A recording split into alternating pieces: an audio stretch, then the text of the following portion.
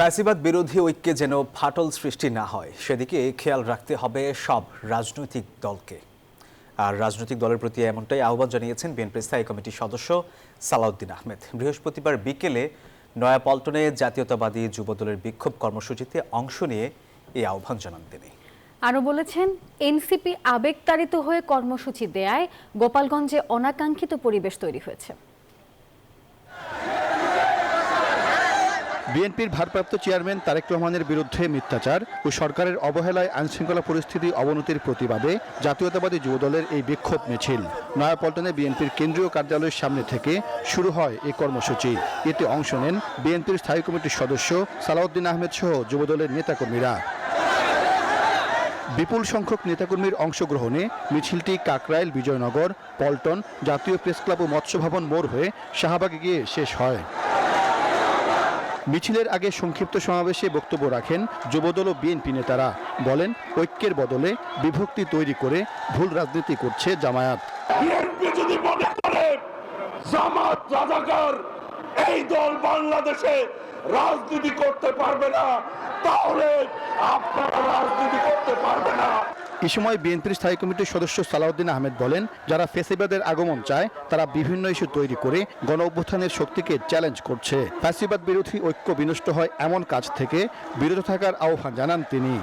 এই ফ্যাসিবাদ বিরোধী যে জাতীয় ঐক্য গড়ে উঠেছে, বাংলাদেশের মানুষ যে জাতীয় ঐক্যকে শক্তিতে পরিণত করেছে, এই জাতীয় ঐক্যের বিরুদ্ধে যেন কোনো পদক্ষেপ না ওঠে, এই জাতীয় ঐক্যের মধ্যে যেন কোনো ফাটল সৃষ্টি না হয়, সেইভাবে আমাদেরকে সকল রাজনৈতিক দলকে গণতান্ত্রিক শক্তিকে ঐক্যবদ্ধভাবে এগিয়ে যেতে হবে।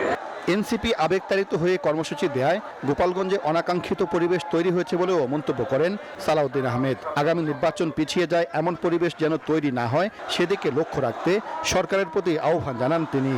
এইভাবে এনসিপির আমরা এই কর্মসূচির ধরন দেখছি, তাতে করে আমরা একটা মেসেজ পাচ্ছি যে কোনো না কোনো বাহানায় এমন কোন অবস্থা সৃষ্টি করা যাতে করে বলতে পারে যে সরকার কোনো কিছু নিয়ন্ত্রণ করতে পারছে না, এই সরকার নির্বাচন কিভাবে দেবে।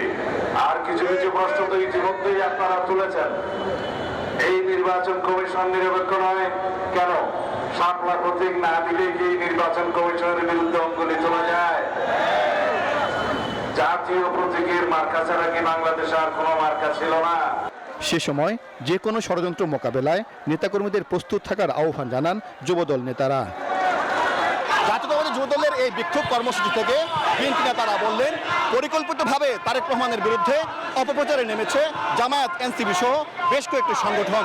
তারা বলছেন, পরিকল্পিতভাবে নির্বাচন পিছিয়ে দেওয়ার যে চক্রান্ত চলছে সেই চক্রান্ত রুখে দেবে যুবদল।